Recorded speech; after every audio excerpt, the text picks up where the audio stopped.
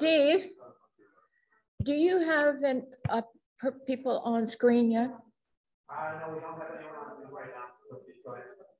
Okay.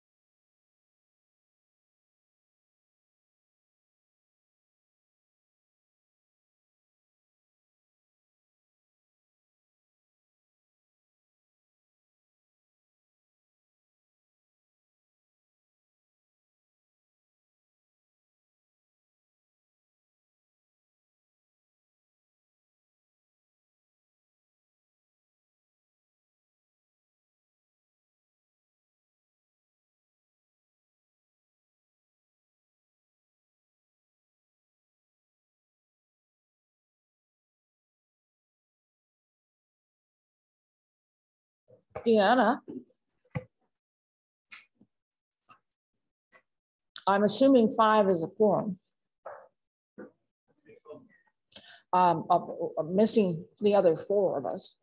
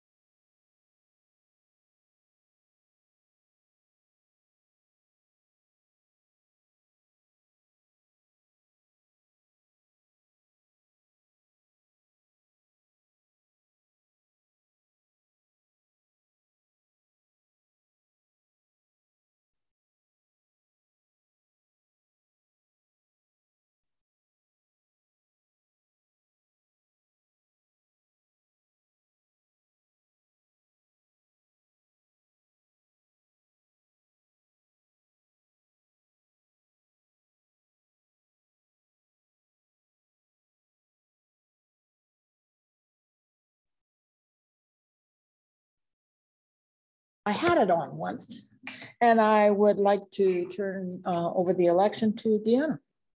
Thank you, Chair Elliott. I did discuss this with Chair Elliott earlier this morning, and we've been doing this for all of our committees. So unless the committee feels differently, we've just been proposing that we maintain the current chair and vice chair of the committee, given that we only have one more meeting this year prior to the election. So if there's no concerns with that, then we'll just proceed, and Director Elliott is happy to stay on as chair. Do we need a motion? We could do that. I'll make a motion. We maintain our present chair and vice chair. Second.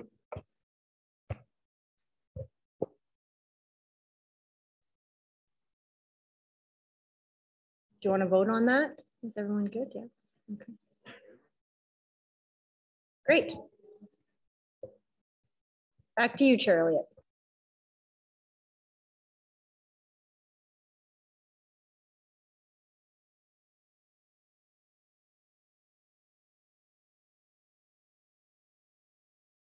Geez, the TNRD acknowledges that we connect with many First Nations communities across our vast regional district. And today we are located on the Kamloops-Secwépemc territory, situated within the unceded ancestral lands of the Secwépemc Nation. The TNRD appreciates the partnerships that we have with Kamloops and Secwépemc and respect the territories and the land on which we gather today. And I would like to have a motion for the minutes of October 29th, 2021. Any errors, any omissions? All in favor? And we are going to do reports and inquiries. Utility capital project. I imagine that's you. Is it Tyrone? Thank you. This is it. Okay, I'll provide an update on our capital projects as of April 20th. We'll go through the current funding assistance for the projects, the summary of the projects that we have on the go, as well as some updates on individual projects and then what we have for future projects. So we have 8 capital projects ongoing that we have obtained funding for. The Black Pines Community Water System has a new Build Canada Fund, Small Communities Fund, to convert from surface water to groundwater. We have a federal gas tax fund, the Strategic Priorities Fund, the SPF, for water metering on all of our community water systems. And then we have the ICIP, the Rural Northern Communities Fund, for the construction of the membrane filtration plant in the community of Pritchard. We have federal gas tax, which is now the Canada Community Building Fund, which replaced federal gas tax funding. And we have this for the Pritchard Water Treatment Plant RI Basin repairs. And we have the Blue River Community Water System. We have 129,000 from the CCBF for the addition of a chlorination system in Blue River. Some other funding sources that we have for the Vapenb water treatment facility, we have Canfor Legacy funding, as well as Trans Mountain Expansion Project donations.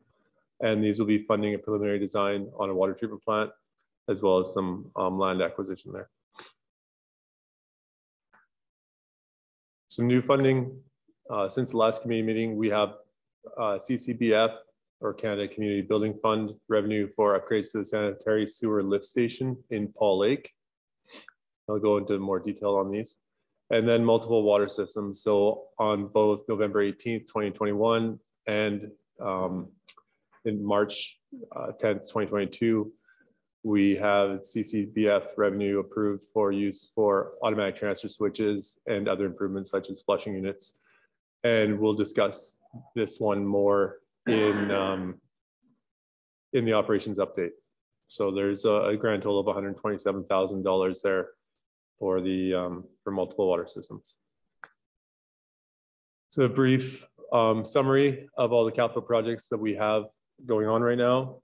Can't even see this, but we have our Black Pines and our metering program, as well as our filtration plant at the top. Those are our largest ones at this point. 4.9 million for the Pritchard membrane plant, 3.5 for the metering project. The sum of these is approximately $10 million that we have on the go, with a status update, brief bulleted points there on the far right. Our Black Pines Community Water System project, this is converting from groundwater, or from surface water, sorry, to groundwater. This was finally cleared to proceed back in April 2021. We commissioned Western Water Associates to produce or provide a production well for us. We contracted drill well enterprises to drill the well. And then shortly after our last meeting, our well drilling and pumping tests were completed in November 2021. Then we issued a request for proposals for detailed design and construction services for the connection of this groundwater source to the rest of the Black Pines community water system. That contract was awarded in February 2022. So now detailed design is underway. We've reviewed the 70% design back at the end of March. And then we just received the 90% design on this past Friday, April 15th. And so on these graphics here, you can see what the intent of the system is. We have two wells located at the existing transfer station in Black Pines. And between those two wells, we plan to situate, propose to situate a treatment facility. That treatment facility is currently being designed for future filtration, but it does contain chlorination as well, and heated kiosks to contain those wells. These wells will require, they're required to be brought up to a higher grade to meet the 200-year floodplain. And they will likely both be interconnected to the system. One is a primary, one is a backup and / monitoring well.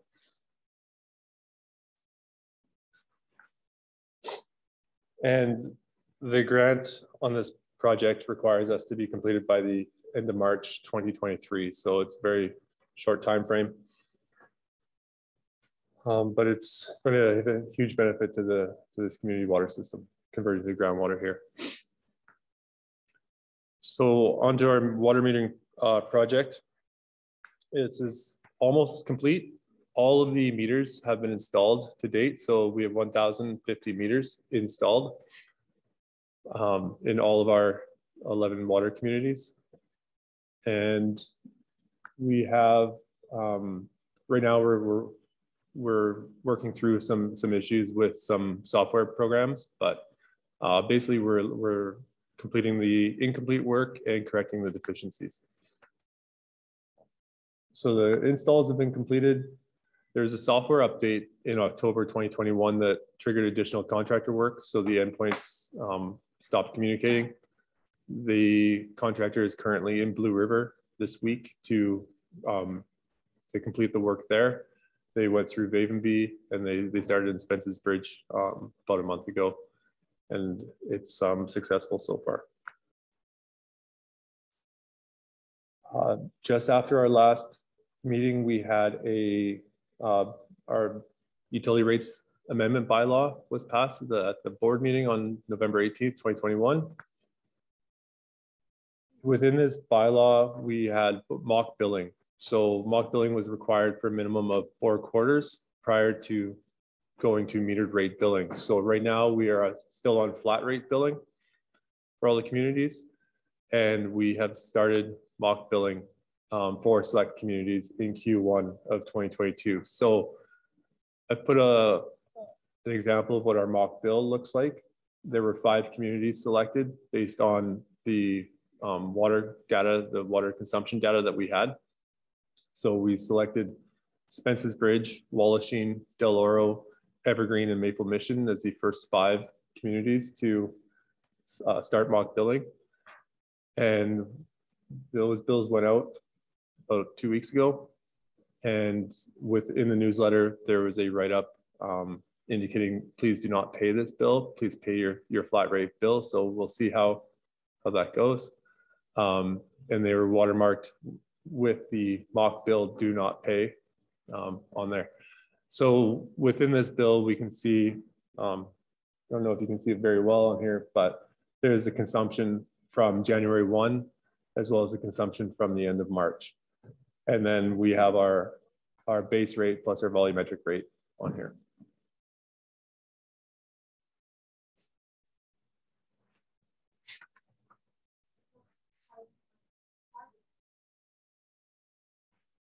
Okay. I'm sorry, I don't look at my hydro bills. So, and then we will be commencing mock billing with the remainder of the systems for the Q2 2022. So the customers in those remaining systems should expect to see their mock bill in July.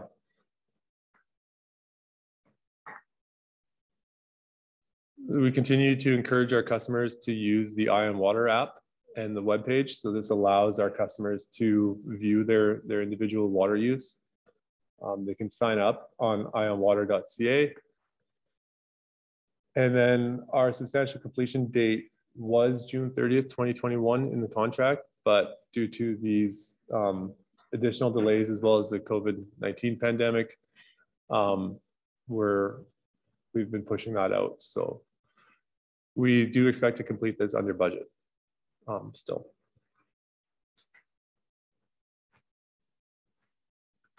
Move on to our Pritchard Community Water System, our filtration project. So we obtained the $4.95 million in grant funding, and it covers 100% of the eligible costs. WSP was awarded a contract for engineering and construction services. And the completed preliminary design, and then we awarded a membrane supply contract to H2O Innovations. And this was approved back in October 2021. So currently WSP, H2O Innovation, and TNRD staff are reviewing the drawing package submittals.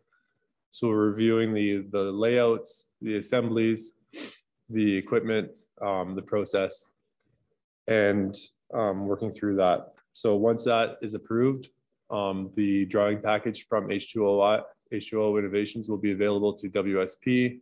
WSP will complete the detailed design and then prepare the tender package for a general contractor to move forward with the project.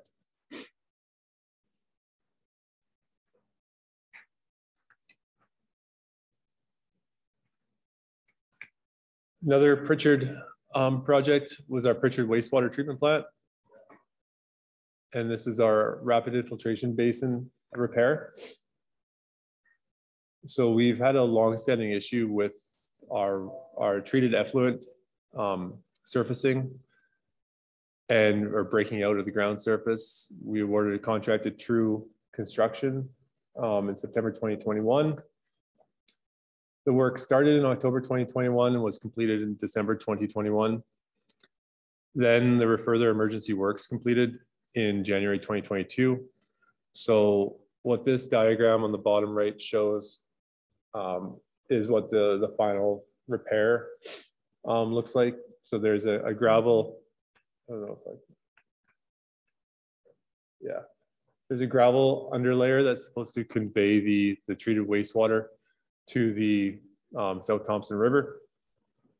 There appears to be a blockage somewhere in that gravel seam, and a catch basin when this breakthrough occurred in January. A catch basin was put in, and a pipe was put in to connect to the crossing of the River Road in Pritchard. And since then, we've observed that our rapid infiltration basin levels have been constantly decreasing, and we are successfully conveying our treated wastewater to the discharge point of the South Thompson River.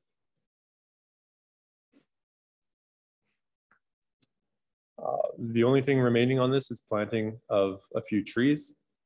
And other than that, the project was completed under budget.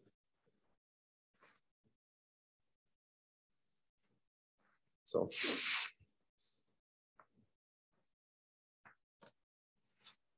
We have a Blue River water system chlorination project currently ongoing. So this system has 2 groundwater wells with no form of disinfection. IHA updated our conditions on permit requiring disinfection. In August 2021, the board approved some CCBF funding for this. The balance is made up with operation surplus as well as Trans Mountain contribution. The construction cost estimate was $154,700. We posted an RF, or a request for quotations, in November 2021. We were not successful with the November 2021 RFQ. We received one incomplete quotation and one that was slightly double our budget. So in February 2021, we sought out another quotation and ended up awarding the construction contract to Spooner Industrial in the amount of $164,520. So they came in within our budget for it. So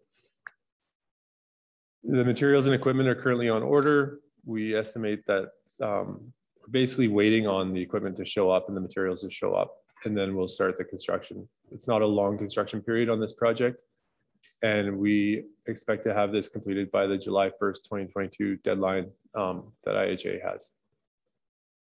So we have another excerpt from our drawing package here, which is what our existing building, and then we'll be removing the existing filtration units that are in the building and converting that to a chlorination room and adjusting our electrical panels and everything else to accommodate the chlorination system.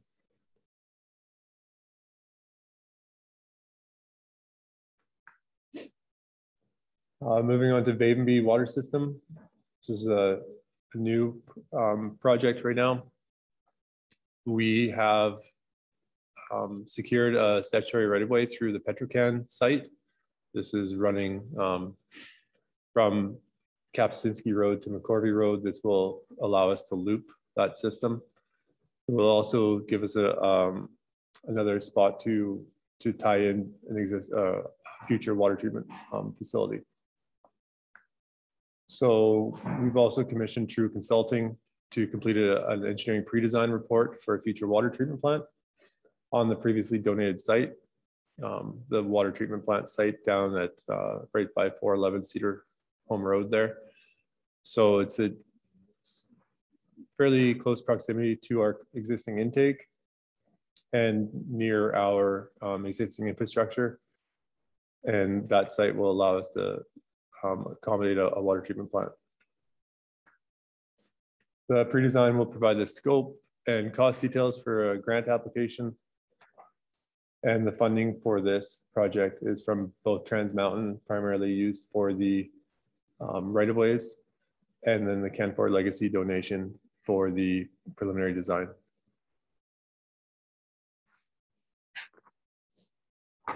That's all I have. Does anyone have any questions?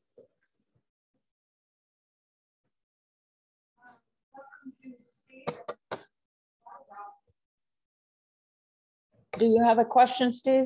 Barbara? No questions? Director Singh? No, I'm good, thanks. Just because you were asking so nicely, I thought I would ask a couple of questions. Okay, go ahead. Thanks, Madam Chair. So I guess just a couple quick reflections. This is not a world I know a lot about, so I'm treading in carefully. But so just when you say under budget or over budget on a project, I prefer to know kind of what's happening overall, because when you say under budget on a project, you also should say when you're over budget. So we should look at the overall, like how the year goes with over and under budget. That's kind of just a small reflection on that. I guess the sort of more interesting one for me is when we're using corporate donations to fund necessary infrastructure. And it sort of seems to me like if you've got, like, I understand we have a lot of funding needs and we have to sort of put them together where we can. But if companies begin to think that they can start to buy off social license by supplying, infrastructure needs for a small water system, that's a little bit worrying for me, actually, in terms of like, mines that are wanting to get permitted or other projects that want to and just having the experience in the urban area in Kamloops about, and Ajax mines are putting money all over town. Most of the things that are actually nice to do, not necessary things to have. But when you're looking at things that are actually more like a water system, I guess does the region have any policies around how that works out? Because you could, I just sort of thinking that through in terms of a challenging piece around companies thinking they can come in and start, getting people to support them because they're supporting your water or your wastewater. Jake, would you like to handle that one? I'll take a stab at it, sure. So the first question, Director Singh, with regards to reporting on the over budget, under budget, we have not been doing that primarily because each of these systems is an individual utility in and of itself, unlike the city that's one large one, right? So regardless, there's all the utilities are very, very tight in terms of budgeting. So it's one of the biggest challenges we have is to deliver everything on budget, and knowing that there's really no fallback options or very few fallback options, particularly dealing with grant funding from higher levels of government, because they often don't allow double dipping. So say we're short on an NB New Building Canada Fund grant, and we've got gas tax funding available, we can't go and double dip, right? So we're very cognizant of needing to deliver all these projects on budget for sure. If the committee wanted a summary in terms of where we sit overall, we could certainly put that together. But I guess the question is, like, if it's, it's probably right, it's always on budget, but that's fine. But I mean, if you report on one, you should report on all of them under over the same kind. That's just sort of a question around, we obviously want to talk about under budget. It's a big news, but we also want to talk about how we're actually managing the whole system. That's all. Oh, I get that. That makes, I appreciate that. Director Singh, I don't think that by and large, the amount of over budget would amount to very much. And we already have a staff that's being killed by the work that they're doing. So it would. Fair enough. I don't want to kill. Good. And not my job, not my home. If I could continue on to my response. Yes, thank you. Okay. With regards to the second part about the donations from the private sector, I assume probably maybe some of the directors would wish to add to that, but just want to point out that the community benefit agreements that were signed with Trans Mountain, for example, they do that as what I understand is a fairly standard practice to compensate for the impact of their project in the respective communities. As I understand the process as well, that the decision making in terms of where that funding gets used lies entirely with the TNRD. So they're not by any means saying that this money should be directed to the water system. It could have equally have gone to another type of project that would benefit the community. So I'll just. Thank you, Director Quinn. Thank you. Community Benefits Fund, which is partly going into the Rue River system, was granted to all the communities along the pipeline right of way, including Kamloops. And my understanding, and I followed through on it, was there was a chunk of money for Area B. It was up to the director to make the decision on it in consultation and support with the CAO, and that's what we did. There's no hint of buying favors. I think that's an unfair statement. And that's where the part that I went to, and it didn't all go to water, it went to a number of things. Thank you. Okay, Arjun. No, I'm just sort of thinking this through as sort of a philosophical question mainly. I understand there's no buying favors at all. I think the question becomes one of, and probably happened in the city, because the city, we also use it for a road project. So it's a kind of a pox in all our houses. But the question becomes, you've got a new company coming in wanting to put in a mine, let's say, for example, and they are sort of dangling the opportunity to actually fund critical infrastructure. I think that should be government doing that. Obviously a park is one thing, an amenity is one thing, but a necessary system that you need to figure out funding streams for that don't actually have to do with, companies coming in and be able to sort of buy a social license by doing that. That's just a philosophical thing. And maybe we all fall differently on that. And it's a political discussion to have, because they're making these decisions as various folks as to where we want the money to go. But it's just kind of interesting to me to kind of think about that a little bit. Well, Director Singh, I could think of one thing for sure. City of Kamloops gets a lot of money from New New Gold sits in my area. We don't get any. So I'm just pointing that out. Director Schaefer? I'd just like to say that the 75 Canfor left our area. Yeah. Okay. I asked for money from them as a legacy. They offered 25,000, and after 2 years and going in the news, they offered us $100,000. I decided that 75 went to water and 25 went to the fire department. The 37,500 that we got 175,000 from Trans Mountain, and I divided it up between 37,500 for Vapenb, 37,500 for Birch Island, and 100,000 for Blackpool. The people of Vapenb voted for that money to go to the water system. It wasn't just us, it was the big people of Vapenb that voted for that. But I also asked Brian Fair, who bought Canfor property, I asked him for 5 acres and his well, and because ours is surface water and theirs is groundwater, and it's a new well. And in discussion with him and Jake and everybody, we came up with 1.5 acres of land for a water treatment plant. I don't think there's anything wrong with that. I think it was great. It's saving our taxpayers dollars. And I'd do it again. And I'm going to do it to Seco too. Thank you. Is there any more questions for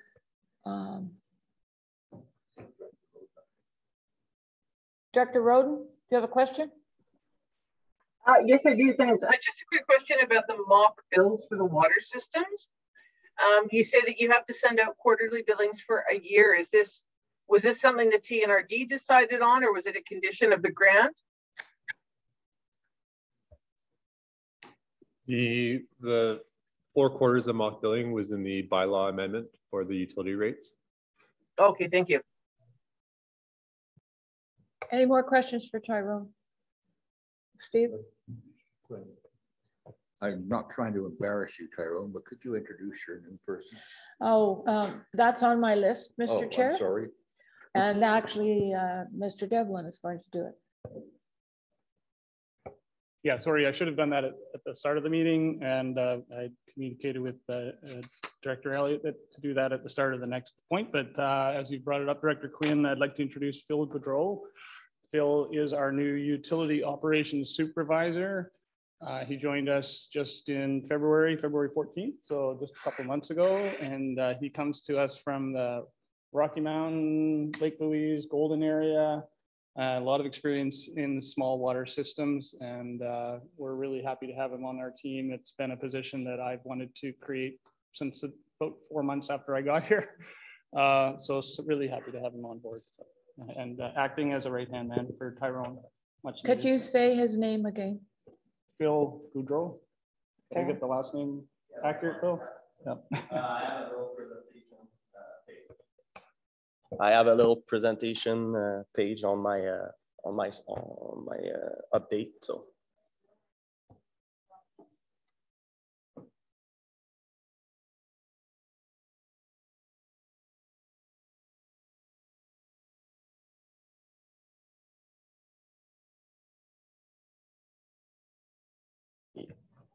So yes, so operation update is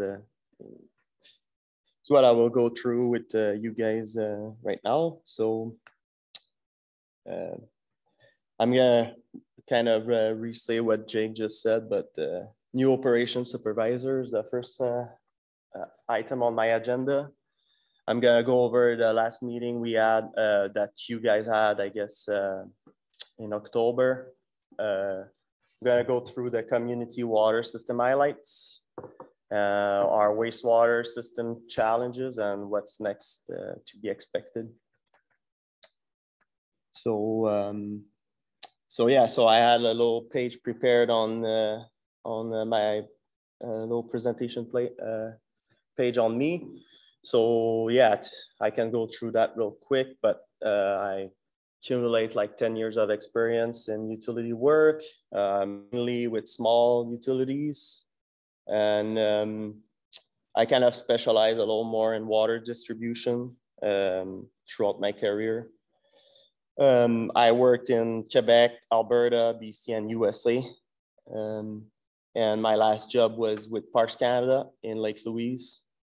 And I was working there as a utilities operator and and I did an acting as a supervisor there. My job before that was with a private contractor doing mainlining, and I put a picture up there of what we were doing basically with water pipe back in the day. So I kind of outlined my main responsibilities there, but I'll be in charge of the daily utility operations, mostly all the ends-on work. One of my big items is going to be streamlining the use of the GIS and workforce. I'll probably do a lot of troubleshooting, improvement, and optimization. And I'll be providing support for the infrastructure projects. And I started on February 14th. So I know my wife was happy with that one for sure. So yeah, so please be easy on me. So on the last meeting, there was 3 items on the what's next on the last committee. So it was outlined that we needed a solution to connect our mobile generator. So right now we're really we have funding and everything is ready to go to install the transfer switch. We're preparing the contract to do just that. The water metering project was outstanding at the time, and it still is because we had issues due to software upgrade failure, as mentioned by Tyrone. So basically, in numbers, we have 188 meters not reporting right now. So, but this is worked actively by the this has been this is worked on actively by the contractor at the moment. And on the last meeting, there was mention about the asset management program. So this is still ongoing and it's a priority for me. So let's move on to. Phil, can I just interrupt? Sure. I want to know who's responsible for the 188 that aren't working. What, sorry? Who is responsible for the ones that aren't working? So this is done by Iconics. The contractor is currently working on reconnecting and updating all the endpoints throughout the and like Tyrone mentioned, he's gonna be in Blue River next week, so fixing the ones in Blue River. Okay. Director Schaefer, do you have a question? Yep. Yeah, I'd just like to know that when North Thompson was out of power the other week, and they're out for over 24 hours, did the water system work that we had kept the water, or did we have to bring in a generator? So I can go through. I have a slide on this later. Oh, okay. I can, but we brought our mobile generator in Blue River. So we ran out of water if we had. The other system could withstand like the power outage with the reservoirs. So in Vapenb, we were really close to get a generator, but the power started back, and I mean the reservoir it was fine. So the reservoir kept the town going for 24 hours. Yes. So fixing all the leaks, because otherwise we'd ran out of water faster, right? Yes. But because we fixed everything, it lasted at least 24 hours. Yes. Yes, that's correct. That's good. Thank you. Director Gillis? Thank you, Chair. 2 questions. The first is that if we are having a software upgrade, I presume that we contracted with somebody to install that new software. Are they absorbing the cost of this failure? Jake? Yeah, if I could just respond to this whole issue with the metering. The meters were installed, really, we wrapped this up as we reported at the October committee meeting, utilities committee meeting. You may remember we were saying there were like 2 or 3 left. There was just a handful left. And shortly after that, almost a half, I think it was 480 or something like that, stopped communicating. And it took us quite a while to understand what happened. And this wasn't actually the fault of Iconics as the contractor who we are dealing with. They are purchasing the meters from Badger, which is an American company, and they are pushed out a firmware upgrade. And they tested it in the US, but they didn't test it in Canada. And but it was the upgrade went out to all the meters in US and Canada. And what it did was it interrupted the communication on approximately half of the meters. As I understand it, it reset the clock or something, and the software wouldn't work right with the cellular network in our area. And so fortunately, we hadn't issued a significant payment, which was due right at the end of the contract when we made this discovery. So we've stopped that payment, and we put the responsibility on Iconics to get this repaired. However, to be fair to them, it wasn't their fault. It came from the supplier of the meters. And so they are in a position to having to negotiate for their cost recovery with the supplier. So, but fortunately for us, we had sufficient holdback on the contract that, they're following through to get them wrapped up. So. Thinkers, that means we're not eating it. That's correct. Thank you. The second question goes back to your first slide there. And it's okay, you don't have to go back. I noticed your name, and I'm anxious to say welcome aboard, but because of your name and because my keen ear has detected the slight trace of an accent, am I safe in assuming that you might be a Montreal Canadiens fan? Well, I always answer the same thing about that. Is usually Montrealers are Canadian fan, but most of all we're Bruins haters. That's good enough for me. I'll say welcome aboard, Phil.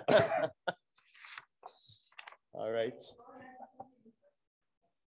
All right, we'll go with community water system highlights. Black Pine was one of the 85, 84 West Side Road. The dig was one of the bigger item I had to deal with for now in my 2 months of services. So it was a little more complex water service repair. It took 2 days. We had the hydrovac and excavator involved. So the location was also a problem in the, well, I mean, it was not a problem, but it was like it was a challenge. It was close to a busy road. The depth was more than 12 feet, so we had to bring in extra shoring.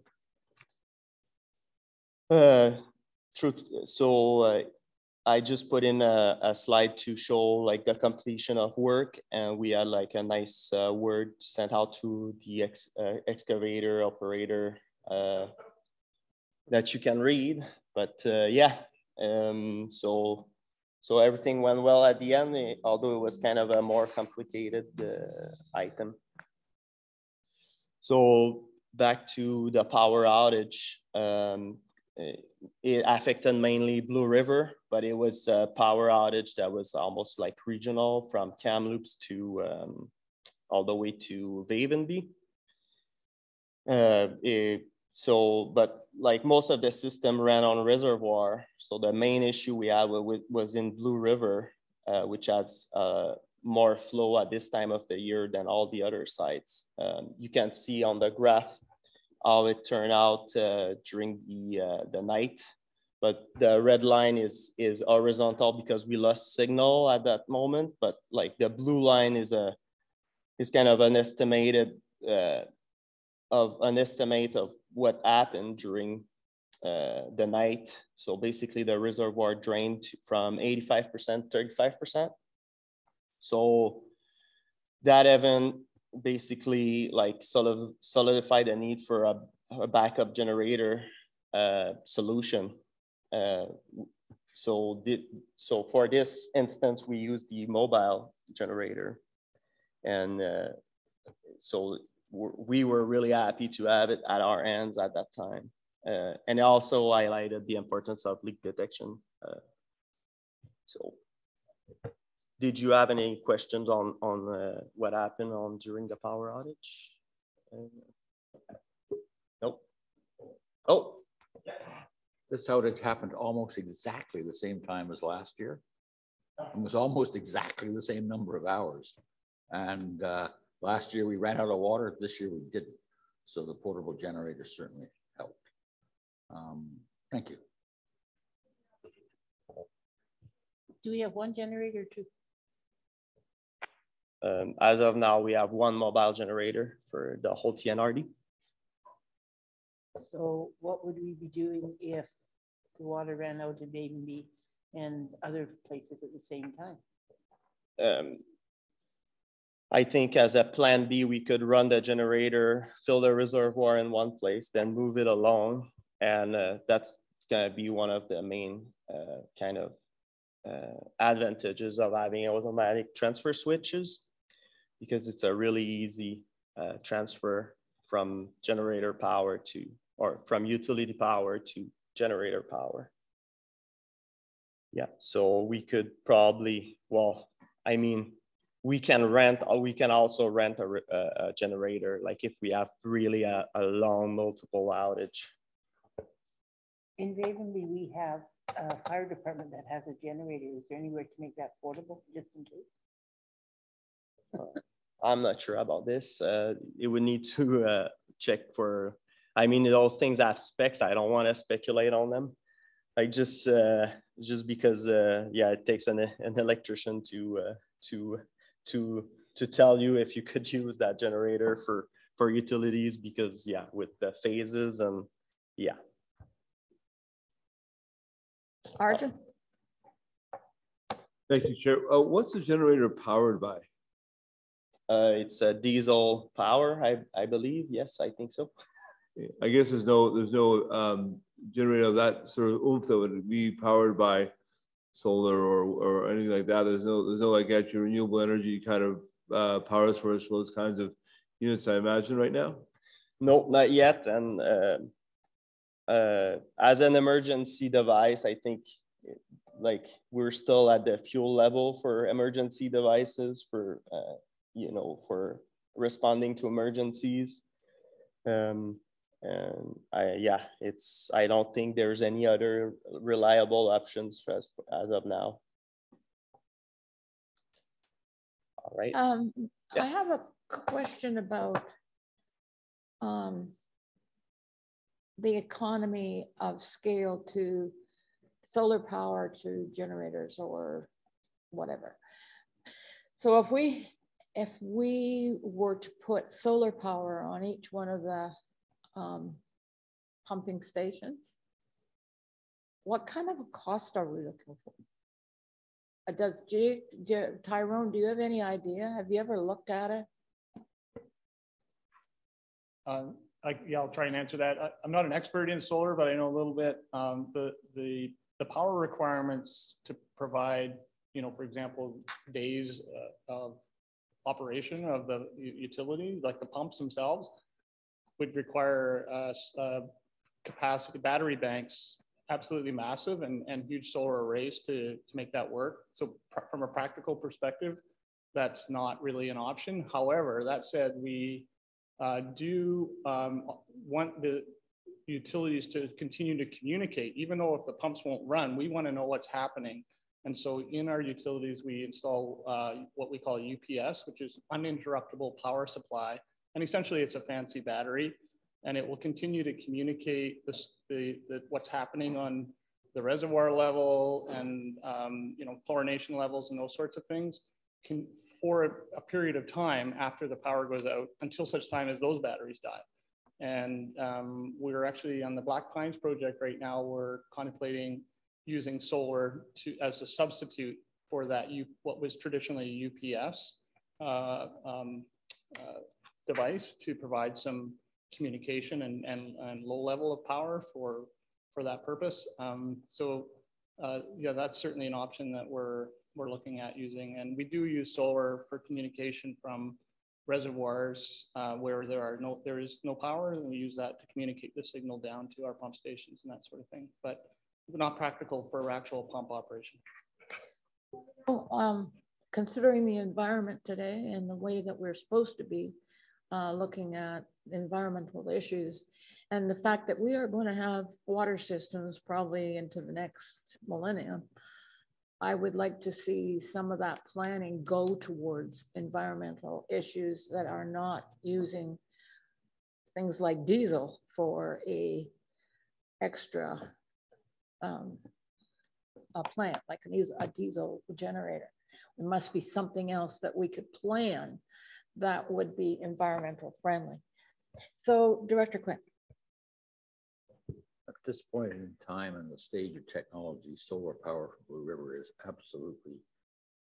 not sensible. This winter we had 431 centimeters of snow, and it all sits on top of solar panels, and it just don't work. There may be a possibility in the future of looking at backup generators run by hydrogen, because you can actually manufacture hydrogen on site. Whether that's practical or not, it's certainly worth having a look at. So if that's what you're talking about, maybe it makes sense, but we're going to be stuck with fossil fuels for quite some time if we want to keep a standard of living that we have. Thank you. Arch.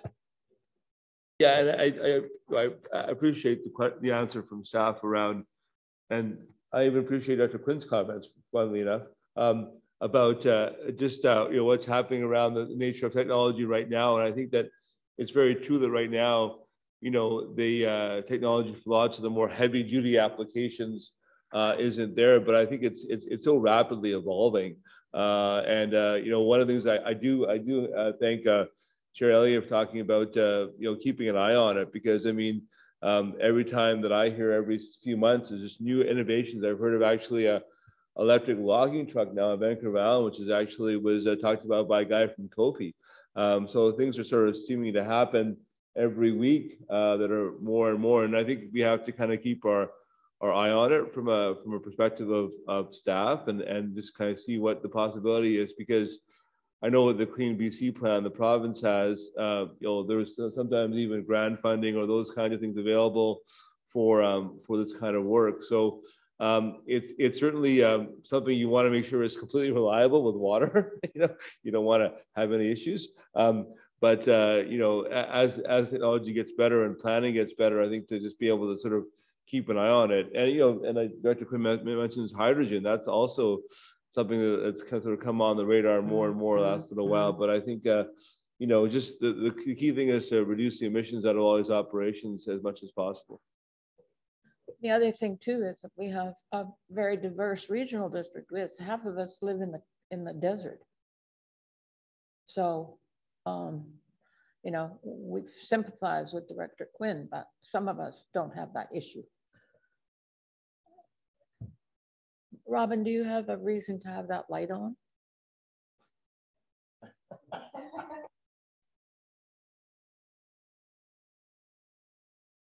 I just want to add and just put it a little bit in perspective, but when we're talking about this backup generator, we're talking about an electrical grid failure and using it in very short durations. If we want to look at more sustainable solutions, it might be that we don't even need a backup power supply, and that we look at larger reservoirs, storage, and focus on our leak detection, so we don't require pumping of the water, and we can get through larger outages and let BC Hydro sort out the renewable hydro that way, versus trying to come up with a hydrogen solution for a mobile generator that gets used a couple times a year. So I just want to add that. My apologies for going off stream, but I think it's important that we look at environmental issues when we're looking at the amount of of water that we're pumping across this regional district. Phil, please carry on.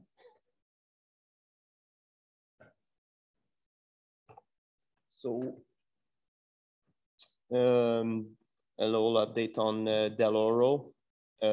These are just examples of meter pit that we filled in because of the work that was made during the construction of, well, when they put in the meter pits, they disturbed the ground and the ground settled a little more in those areas. So we filled in the meter pits as we could. And it usually comes from people that calls us and we fix the issue. So another update on Del Oro is we did some plumbing improvement with new air relief valve, new gate valve, and new pressure gauge. Evergreen is getting a new VFD. The other one was just fried. So it's a speed control for the intake pump. It's going to be executed by an electrical contractor. Loon Lake, there's still challenges with water quality. A water quality advisory was issued due to exceeding manganese. It was exceeding the maximum acceptable concentration. So we had to issue an advisory. We're still monitoring the effectiveness of the flushing unit that was putting in Loon Lake, and we'll be putting in a new one too in Loon Lake. We're gonna do a communication upgrade in Loon Lake. We're losing communications in Loon Lake quite often. So we're gonna upgrade to Starlink, and that should give us reliable monitoring. Another item is the Loon Lake will get an automatic transfer switch this year as well, along with 5 other sites. So in Savannah, a couple of things happened. We had a service line and curb stop repair in Savannah, 6623 Drury. It was basically the curb stop was just pushed on its side. So we did a quick repair there. So one of the larger items is we got a condition update on our permit in Savannah. So basically we're gonna get a large water system portfolio there. So we had a tour with Interior Health, and it was outlined that our source protection plan was needed a little more work. So they asked us to get in touch with other communities that might have the same risk there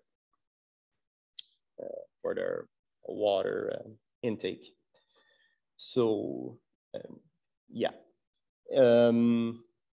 And the third item is we have the ILIS pump number 2 repair. And you can see on the picture, we had to use a crane for this.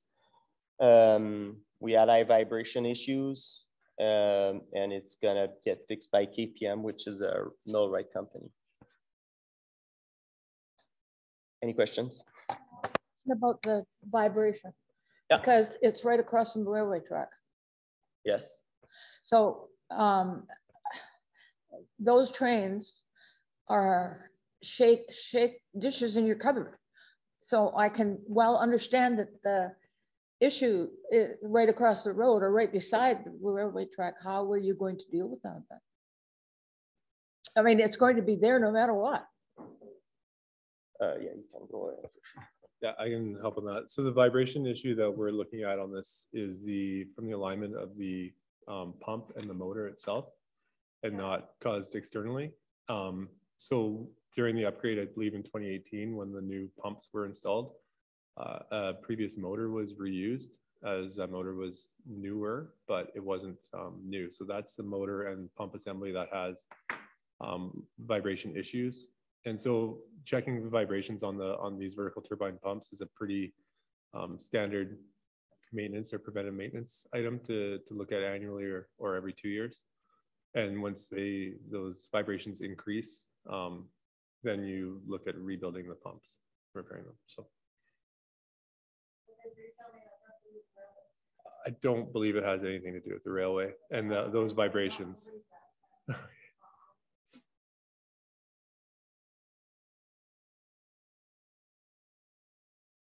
All right. So, okay. So any questions on Savannah? We're gonna move on the wastewater system challenges.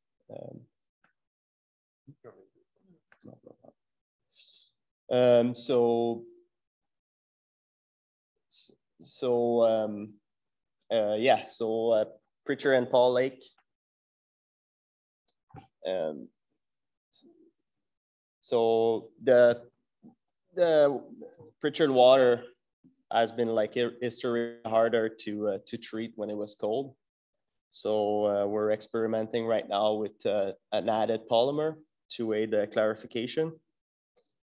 And so far, so good. The process has really benefited from that. Solid handling is still an issue on both systems. So we don't have any solid handling for our two sites. We're currently sampling the solids to end up with a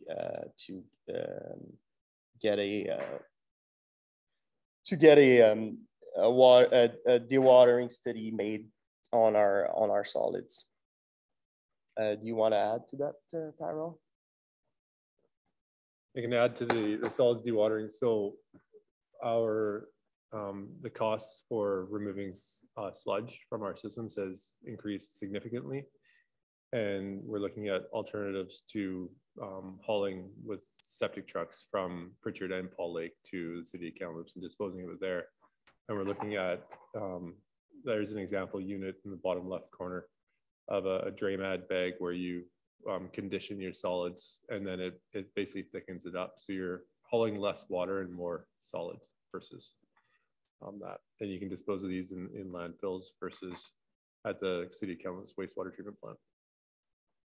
And we're just in the process of confirming with one of the equipment suppliers what samples they require, and then we'll be shipping them there and starting a study on what the best technology would be for our systems.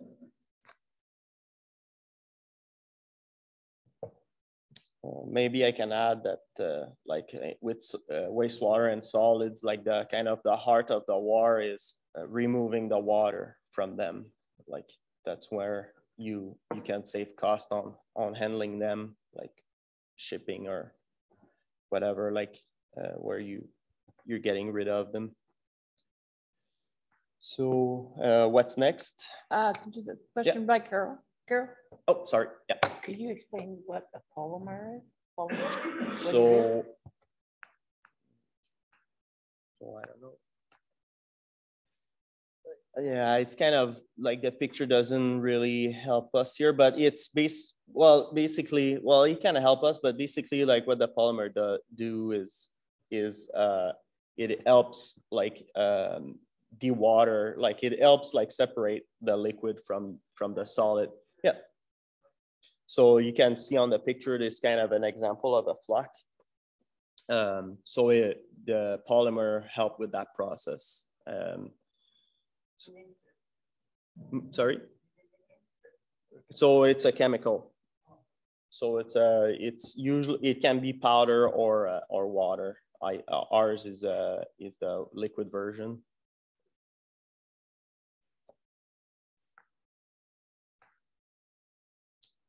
Okay, what's next? So water meter project completion is kind of the big one.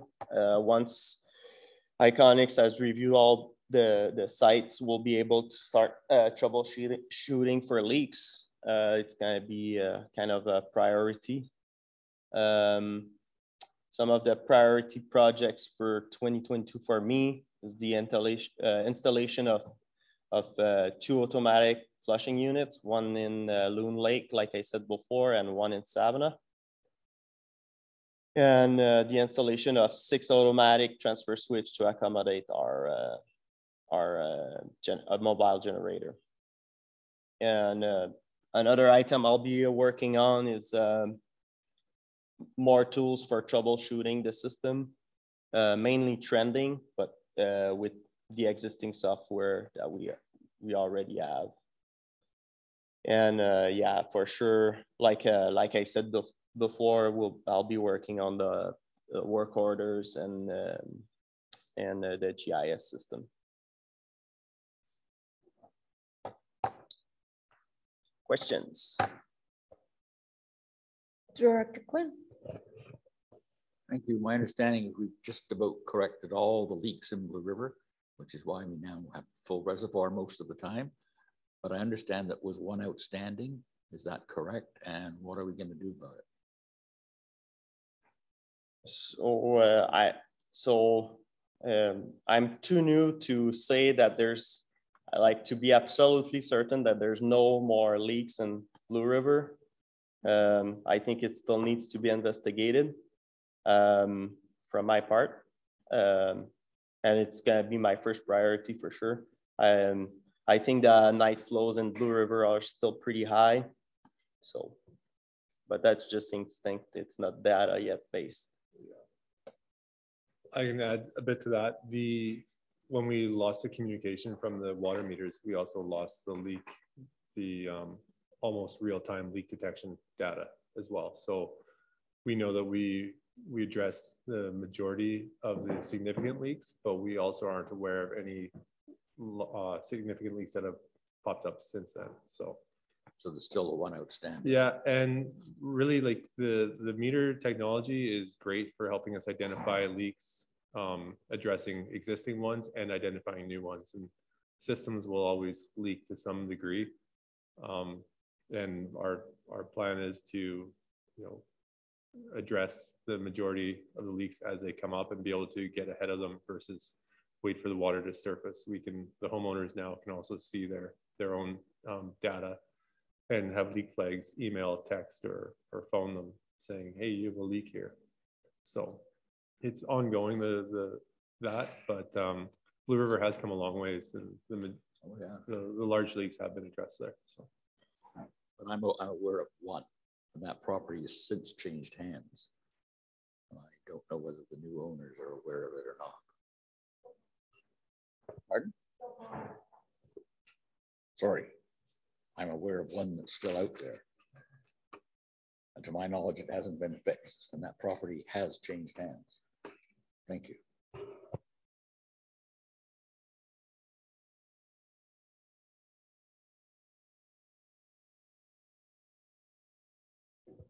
Director Schaefer. I'd like to know about leaks in Dayton. I knew there was 4, 2 were fixed, and one was going to get fixed in the spring. Have they all been fixed already? Yeah. Again, I haven't reviewed it to see if those have been repaired. So if they were leaks identified through Beacon and through our online stuff, then they would have been private side leaks. So it'd be dealing with the homeowners, and we would, now is the time when we start to basically reinforce that they're responsible for fixing those leaks. So right.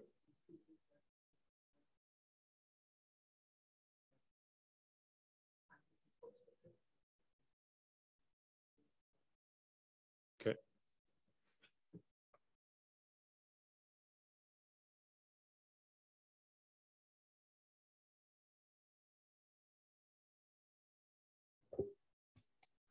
Now, this will be brief, but I just wanted to update the committee on where this is at. As a recap, just to sort of, look back to what was happening previously. So we undertook that funding study in early 2021, actually started in late 2020, looking at, the sustainable revenue requirements for all the systems, and identified and put a quantity on the funding gap. And we talked about that previously. As I mentioned, we consulted with the Ministry of Municipal Affairs in terms of their recommendations on how we can potentially address this funding gap issue on what I'm calling very small water systems, where there certainly isn't enough customers to carry the full cost of bringing water up to meeting 43210 Canadian Drinking Water Guidelines. And the recommendations that the ministry had provided to us were not viable within our region, certainly. And they had indicated that the boil water notices was really our fallback option. So we presented the results of that at the last committee, that study, at the last Utilities Committee meeting in October. At the October 21st board meeting, Director Rice raised this issue with the board and made a motion to lobby the province to provide a solution. And the decision at that meeting was to defer for further to a future meeting. So some of the board members, of course, it was new information for them. In January of this year, I made the presentation to the Committee of the Whole, just sort of presenting the same information to the Committee of the Whole as was presented to this committee in October. And that motion, that Committee of the Whole meeting, there was a motion that the committee directs staff to prepare a recommendation to UBCM and letters to the relevant ministries regarding the water systems. So subsequent to that, in February, we sent a letter to, under signature from Chair Gillis to Minister Osborne at Ministry of Municipal Affairs. Copy is in your agenda for today. And in that letter, we requested that the province assist regional districts by developing a means which sustainable funding can be provided on very small water systems so as to ensure these systems are built and operated and maintained in a sustainable and safe manner. And on the agenda for tomorrow at the board meeting, there's a recommendation regarding a resolution to be submitted to UBCM, and that resolution currently reads with all the and whereas explanations at the start of that recommendation. But in conclusion, it recommends that the Local Government Act be amended to allow regional districts to utilize revenues from a broader tax base to help address health and safety issues associated with the funding gap on very small water systems. So that's where we're sitting at this point. Yep. Ken? I just want to say that I read the response from Nathan Cullen, was it not, Mr. Devlin? And he had recently, admittedly, he had only recently been appointed to that ministry. But I have never seen anything that demonstrated a more abysmal understanding of a problem than that letter. I mean, if you want to amalgamate the water systems at Blue River with the one in Savannah, well, good luck. You know, I was utterly disgusted with that response. And I'm hoping that if we get something through UBCM, that maybe somebody will take a little harder look at it and come up with something logical. Director Arjun. Director Arjun, there you go. So the question I have is around, so we're saying that we obviously have a financial gap, and there's a couple of ways of potentially funding it. One is obviously getting it from other areas of the real district, which we can't do, trying to lobby for that. But if we're actually just to have like rates that reflect the cost of the system, and I saw there's a chart there somewhere, one of the maybe last time stuff around, you know, what the gaps look like, I think, in terms of like getting up to that level. But and they're substantial, no doubt about it. But I guess the question is, you know, it's like, you know, when you have to raise taxes for things like anything, then sometimes you have to raise taxes for, you know, in some cases it's policing right now, for example, right? So, I mean, I just wondered about like, I mean, do we have a sense that we would really put people out of their homes if we actually raise that over, maybe raise over 5 or 10 years? We do just a policy that's kind of like feathered in, but then people kind of know what's happening and they can kind of make decisions based on where they want to live. Because I mean, it seems to be like that's the province is, I don't know if I would have the same view as Dr. Gillis has around the letter. I haven't read it yet, but I think that, you know, this is often the province's response to these sorts of issues is like, it's your issue, deal with it kind of a thing, right? And so I don't know, you know, we want to get off the hamster wheel here and try and figure out a solution that's actually going to work for financing, because I guess the other thing is, are people okay with boil water advisories? I mean, that's the other thing is, are people actually, do we have any liability for that? I mean, I'm actually learning question here, but first question is, what's the financial model? Is there a way to utility fee increases to do that? The second question is, if we have boil water advisories, are the liabilities for Regional District as a whole in terms of that whole scheme? If someone does end up getting sick because they don't do that, do we have liability? Like, where does this all kind of sit in those two questions? Yeah, in terms of the first questions as to, you know, essentially user pay is what I think you're referring to, and raise the rates so that the entire cost is borne by the customers. Unfortunately, the smaller the systems get, the funding required on an individual property or customer basis goes up exponentially. And I'm not sure if you recall, there was some excellent research out of Calgary that looked at the cost across Canada to treat and distribute water to Canadian drinking water guidelines. And they analyzed it based on you know, the cost per person or per connection, however you want to look at it, and how much you need to charge. The study also looked at where is the affordable threshold in terms of what you can charge, reasonably expect to charge customers. And they looked at household median income, and there is generally across North America, it's recognized that, you know, maybe a reasonable target is in the 2 to 2.5% of household median income is what, you know, people can afford to pay, both for water, but also for wastewater. So that's, you know, 4 to 5% of household median income going to those two utility costs as, you know, a reasonable threshold. And we looked at household median income data that was available within the region. Of course, it's not available for all communities, but, you know, we think that, you know, this maybe 60 to 70,000 is the reasonable target as based on the last census data. And that actually, by coincidence, works out to about $1,000 a month in terms of what people could afford to pay.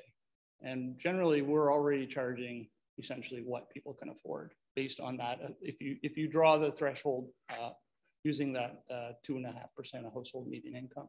So there's a limit, you know, and our analysis indicates for these very small water systems that, you know, the funding gap would require such a dramatic increase in cost that I'm certain that the customers wouldn't be willing or maybe even able to pay that.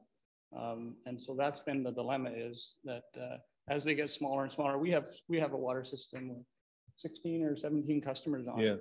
And as a local government, we're tasked to provide safe drinking water. So how do they pay for that?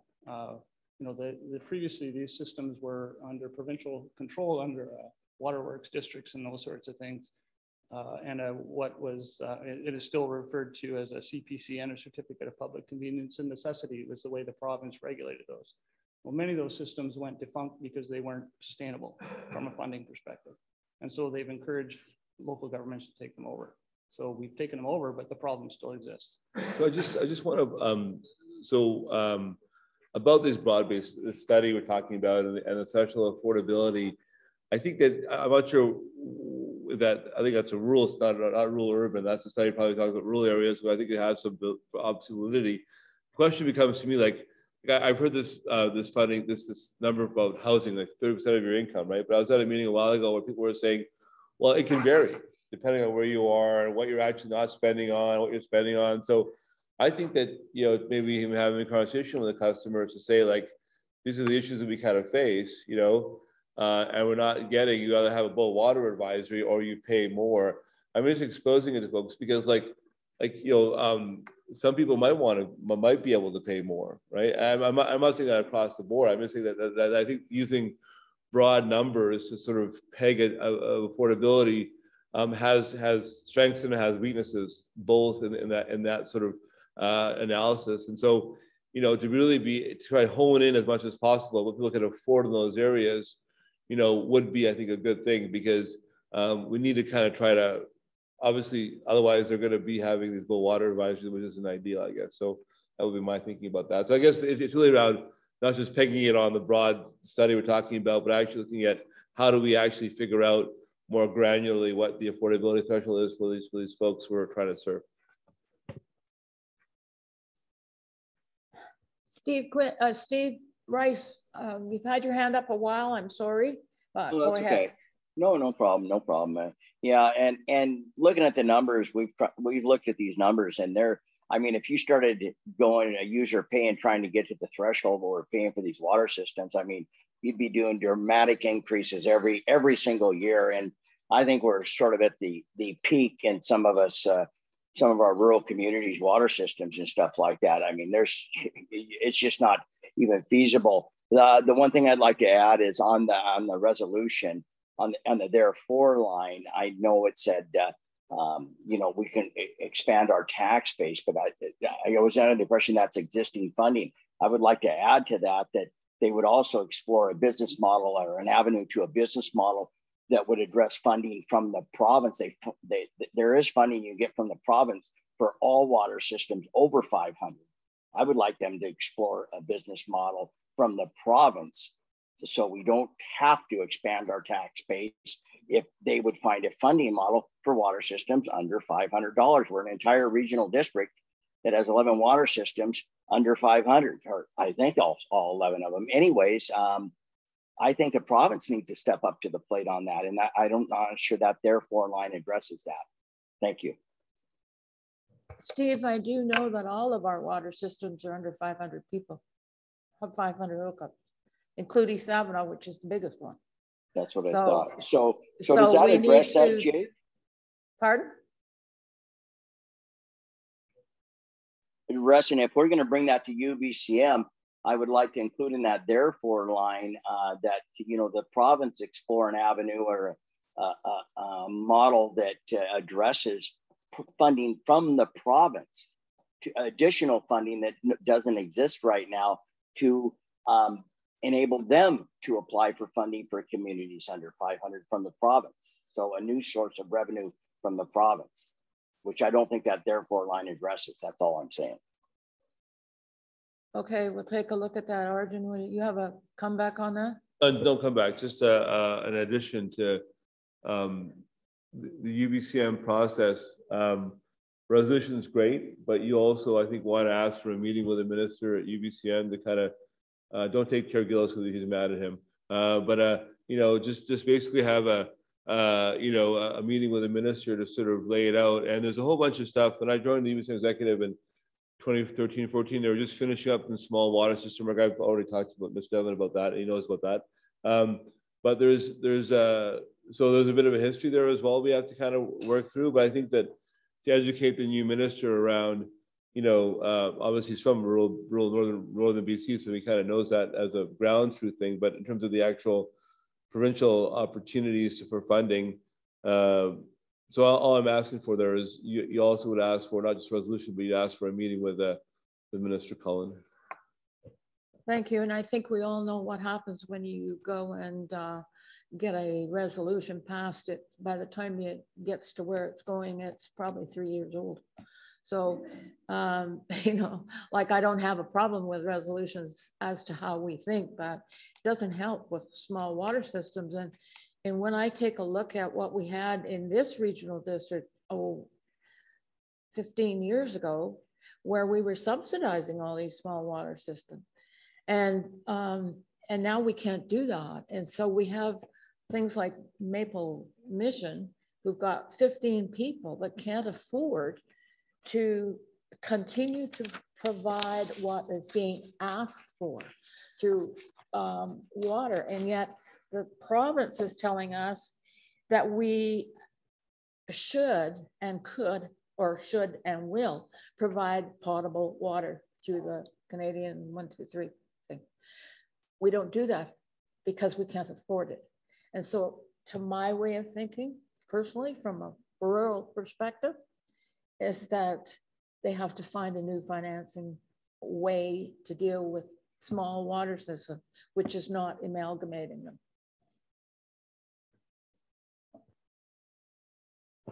Thank you. Is this loud enough?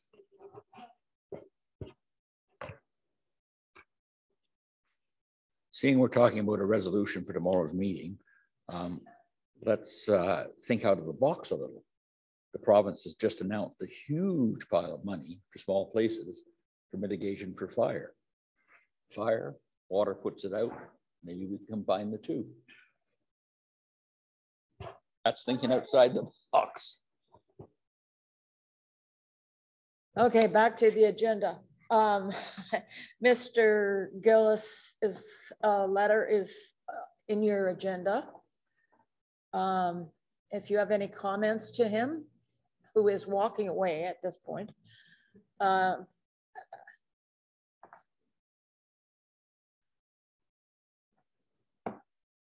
Questions? I noticed in here it's talking about, and I know we've talked about it before, broadening the tax base. So that's presumably the electoral area. Does that mean other communities that have water systems that are not part of ours are going to want to come in, and do we have to accommodate them? That might be a good question for staff. Thank you. Jake? Yeah, there's certainly water systems that, private water systems that have come and asked about, what's involved in joining, having the TNRD take over their systems. The committee will recall that we have in place a water system sustainability and acquisition strategy, which outlines it's really essentially a set of about 50 different individual policy statements in terms of what the process looks like. Ultimately, it's a board decision whether or not we as an organization take on ownership of a private water system. And we actually have a request right now from one, a formal request that, whether the TNRD can take it on. And this is the second time they've come to us. They came to the TNRD prior to my arrival. I think it was about 10 years ago, and a study was done, and they decided they didn't want to pay the costs, and so declined joining the TNRD. Certainly, so now at this point, we need to sort of take another look at what those costs are. They've certainly gone up significantly. So ultimately, will they decide that they still want to do that once we take a look at what those would be required, at least at a high level? We don't know, but so there's a process in place, and at any time, any small private utility within the region could come and knock on the door and say, we'd like the TNRD to take it over. We'd like to initiate that process, and staff would follow the policy and procedures accordingly, and it would ultimately come to the board. Just on a follow-up on that is, if we're going to tax a whole electoral area, and there are water systems within that electoral area that are not our part, do we then have the right to say no? That's a real... Yes, you do have the right as a board to say no if you think it's not a good decision for taxpayers. I just want to maybe add that the way the Local Government Act sits right now, I mean, we've talked about household median incomes and maybe the ability for customers to pay more their share. No matter how we analyze this, there's a funding gap, and it's significant. We can crunch numbers all day long. The answer is always going to be the same. There's a significant gap, even when we include grants and gas tax and that sort of things. So the dilemma is, we're trying to operate these systems to a standard that the province has set. But unfortunately, we don't have the resources at this point in time to do it. So the Local Government Act precludes us proposing to the board an alternative solution that entertains potentially utilizing taxation from broader tax base. Until such time as the LGA is amended or some other solutions are put in place, we can't even put that proposal to the board. So that's the dilemma, and that's what we're trying to work through so that the board can make a decision in terms of whether that's an appropriate avenue or not. But that's not a staff decision. So that's where we're at, I guess, in terms of trying to get something to the board. Carol. Did we not make a resolution or something to utility committee that they have to have a minimum number of people? We're not just going to take on 10, 15 again. It has to be a minimum 50 or something like that. Maybe it should be higher.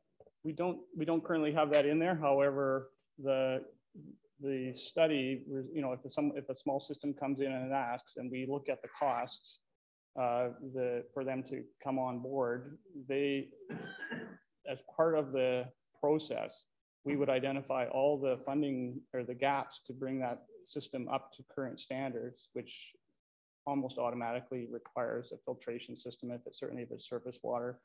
So there'll be a significant capital investment required, and the customers would have to agree to take that on as part of the, you know, the burden of that cost. In other words, we would identify as accurately as we can the true cost of what that particular system would be, and there's a very high probability that they would not be prepared to pay for that, which is the case that happened here 9 years ago when the last water system came in and asked. So we don't have a threshold. We could certainly update the policy to put one in there, but ultimately the process will prove out, I guess, in terms of whether the customers are prepared to pay or not. Opposed to just drawing a line in the sand. Oh, how do we go about that? Because we did agree at the utility committee, I know for sure, that it was 50. It was the least amount we'd allow because it was getting too expensive for anybody under that. And I think nowadays it even has to be more than that. But it was 50, and I don't know where it went in the sky or whatever. Well, after we took on Savannah, we took a look at all the water systems and decided that we put a moratorium on taking any more. From that moratorium, we came up with, if anybody applies to the regional district for a small water system, it had to be more than 50 people. Now, where that went within the current staffing system, I don't know, but I'm like Carol, I know it was there.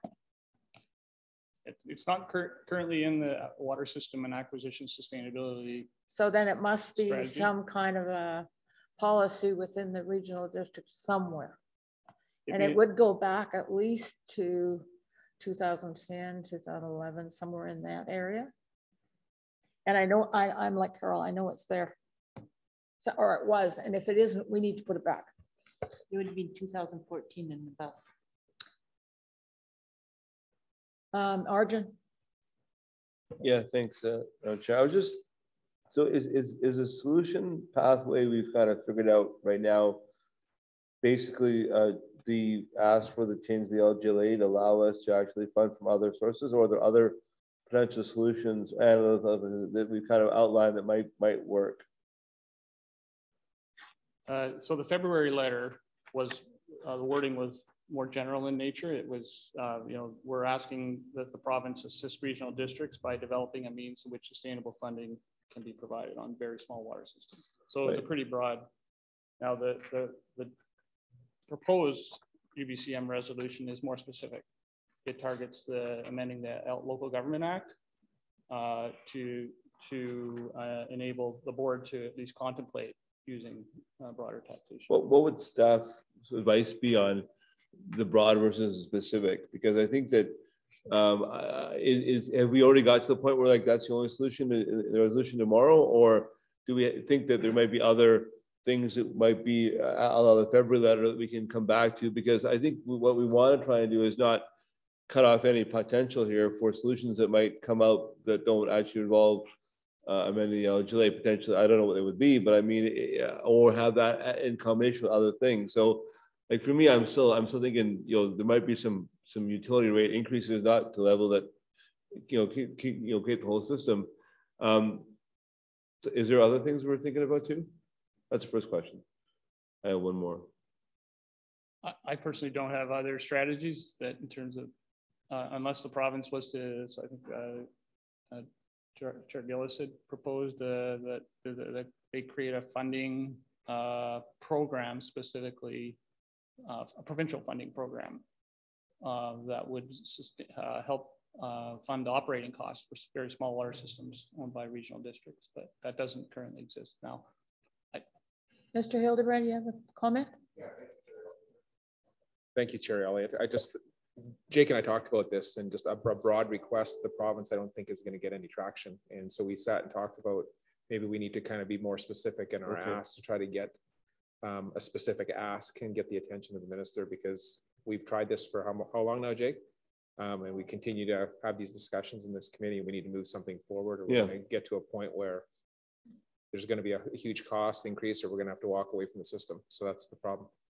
So the second thing is just on what we're doing now. So I mean, obviously we're operating these systems now, but we're not operating them. Like, I'm just trying to understand whether are we underfunding them now in terms of having both water advisories, or are we funding them to a level and getting money from somewhere? Like, how we're, I'm sorry for my ignorance there, but I'm trying to understand how we're actually operating the systems now when they cost more than the actual rates are bringing in. Yeah, we default to water quality advisories, boil water notices. You know, a good example is perhaps Loon Lake. There was quite a bit of public pressure in 2000 and early 2001, I recall, not long ago, in terms of the poor water quality that we provide on that system. And you know, there's a solution. It's just expensive. And there's a small number of customers out there, and a high percentage of them are seasonal users. So we're essentially providing what we can with the funding we have. And when we can't, when the water quality degrades, which is dependent on the conditions in the environment and freshet and whatever's happening, we, you know, essentially all we have, our options are flushing and water quality advisories and boil water notices when it gets bad. So that's what we do. And we're certainly not in a position to provide 43210 drinking water, you know, that it would something that the customer, you know, certainly the public expects it as a, you know, they look at us as a government, and why are we not providing safe drinking water? Just beyond Loon Lake, I mean, what's the public's acceptance or tolerance for boil water advisories? I mean, just Loon Lake is a place where sometimes people who come have a lot of money actually, and they expect to have urban standards because they're having seasonal property, but they're not going to get it. But like a place like Maple Mission or Evergreen or other systems, do people just kind of resign themselves to the fact they're going to get boil water advisories and they have to do it that way, or are they clamoring for you know, having the system upgraded? And I guess the other question that I didn't get answered, which was a question of liability around that Florida Regional District around any problems with water.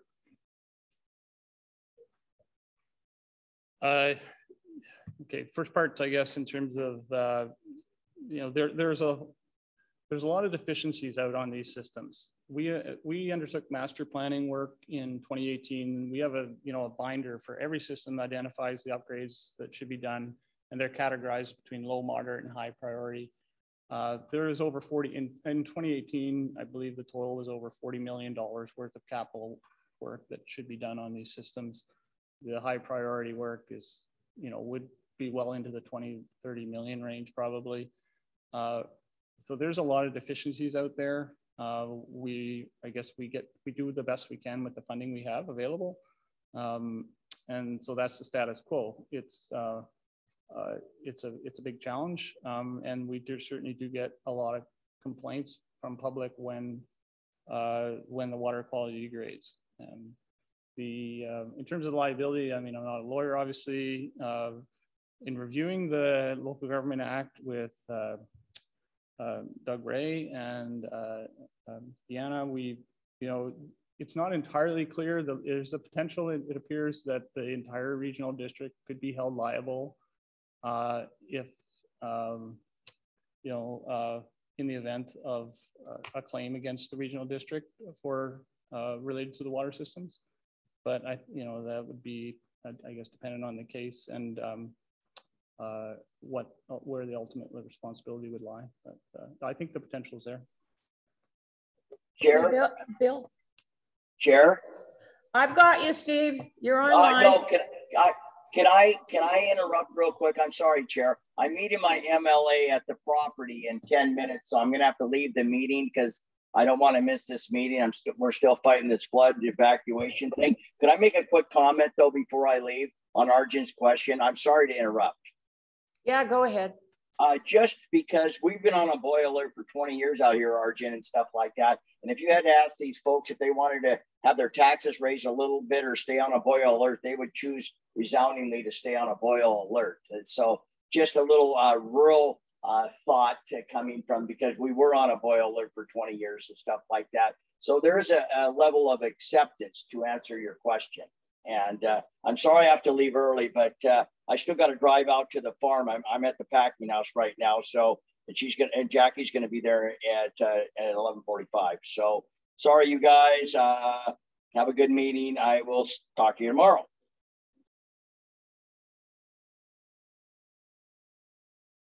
Okay, Bill, now time for you. I hope nobody else is in a hurry. I have a question here for Jake.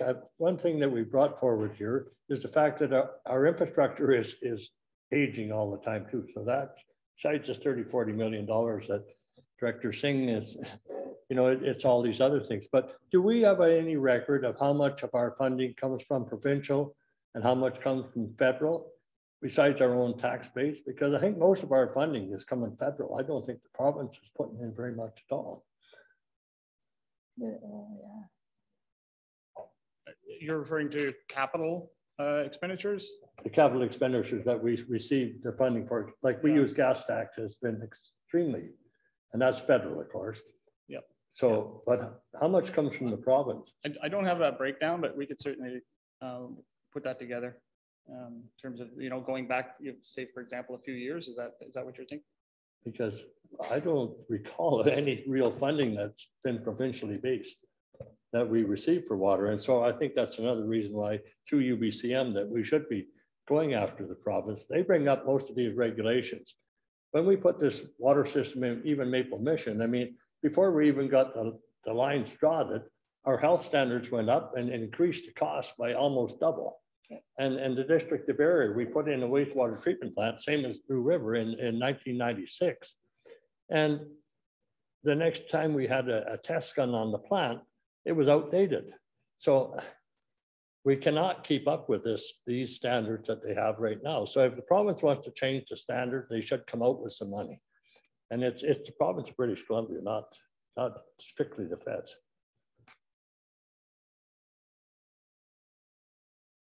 Carol.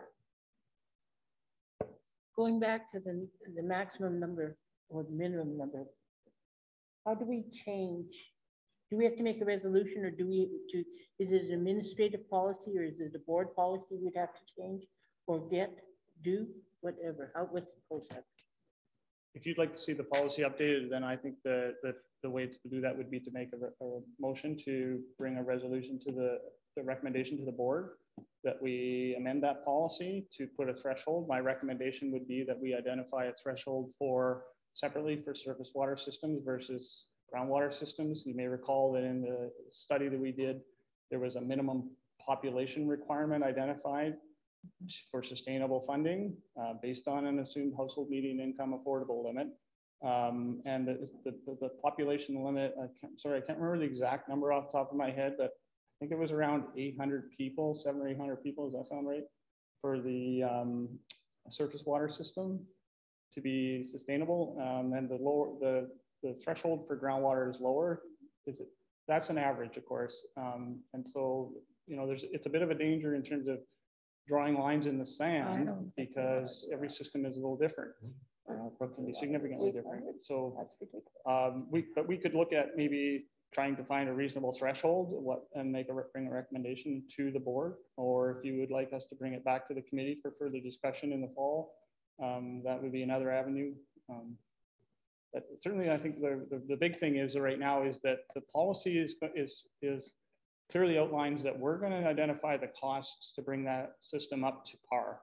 And that cost the customers, as part of the process for them to agree to move forward, they're going to have to take on that. They're going to have to be responsible for that cost.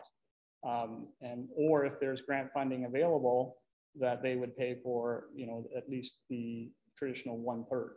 The dilemma with that approach is now, do you put a new system ahead of an existing system, new to the TNRD system, ahead of a system already owned by the TNRD in terms of a priority when a grant program becomes available, which that would be the dilemma, I guess, in terms of if a system said we would be prepared to pay, you know, 1/3 of, let's just say, $3 million or something like that.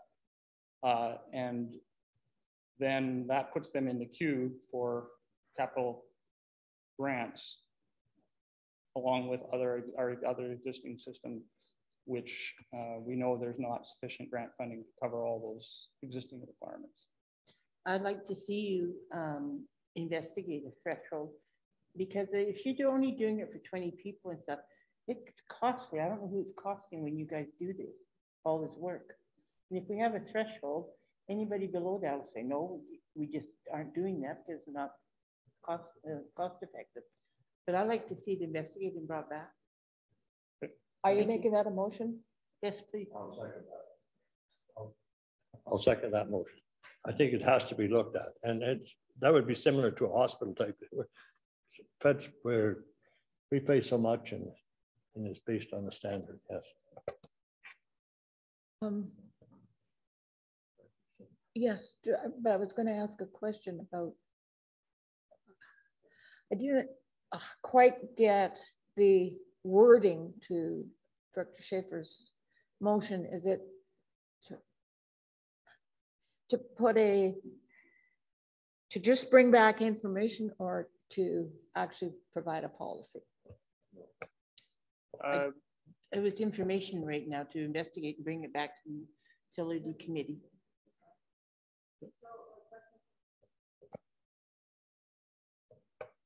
I was just wondering if part of that investigation is like, is it possible to just say no?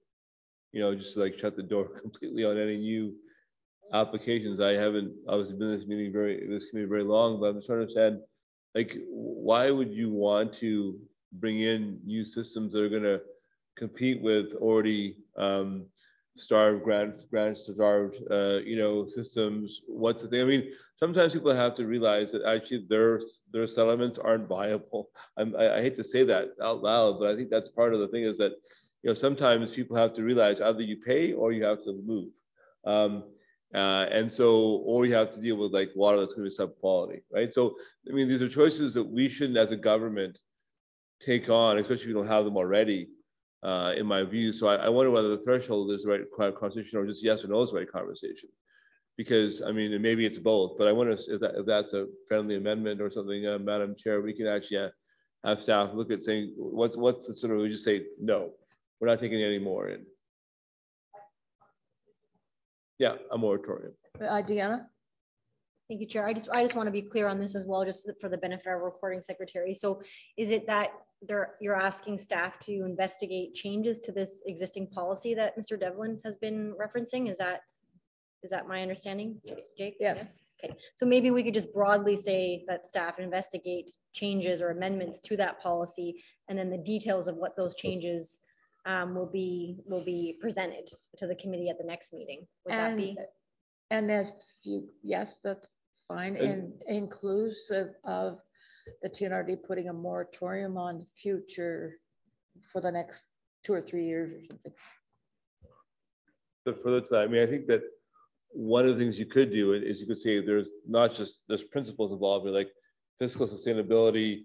Is there provincial involvement? Like, what is actually, like, so what are the criteria for us getting involved? I mean, I think that we have to make sure that they actually make sense fiscally. And if we're actually looking for provincial help, maybe that's part of the policy, as we say, we're not taking on anymore unless we get provincial funding for this thing, right? So, I mean, I think the staff has to look at it on a broad sense as to what the actual fiscal solutions are. We don't want to create more problems. We want to get on a solutions pathway. I think we can solve these problems, but we have to really figure out kind of what the best ways are doing that, working with our provincial partners and our federal partners, as Dr. Kershaw is saying, like, there's a lot of players here we can actually tap into.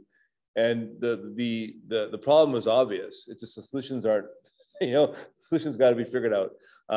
So I think that that's, and you know, and part of it is saying to residents that you have responsibility here too. What's your level of responsibility or tolerance? So on all those sides, just to kind of have that book by staff would be very helpful. I'm sure Director saying that we will get good information from the staff. But I have a question. I don't know. I'm going to direct this to Mr. Hildebrand. Mr. Hildebrand, if we took on, let's say, another system like River Shore, what is our staffing level? Would our staff be able to handle another 1 or 2 systems? I guess it would, Madam Chair, it would depend on where that system is, the size of that system, and yeah, certainly we would have to explore that. I couldn't give you an answer unless I kind of had some more details. Unless, Jake, you have anything more to add? I don't think we could. I would say the answer would be yes. I just don't know to what extent.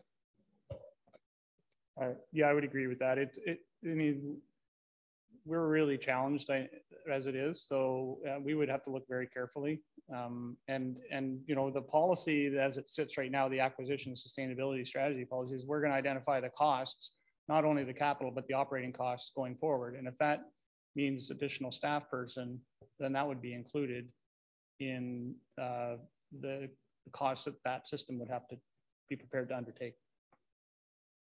So our staff is not going to be big enough to get any bigger within this regional district, I'm assuming. That would be my understanding at this point. Okay, thank you. Did we need to deal with the correspondence or did somebody just read it? Oh, I'm sorry, we do have to vote. All in favor of?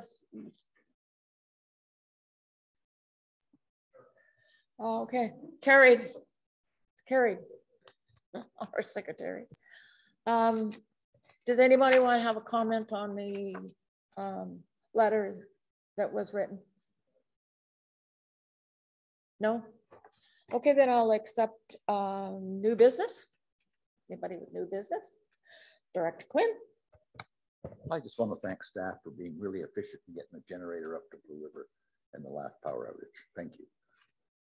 Come on, Steve, you should have kept some of those old ones. The old generators that were there in 1980 or whatever it was. Yes, you did. I would accept a motion to adjourn.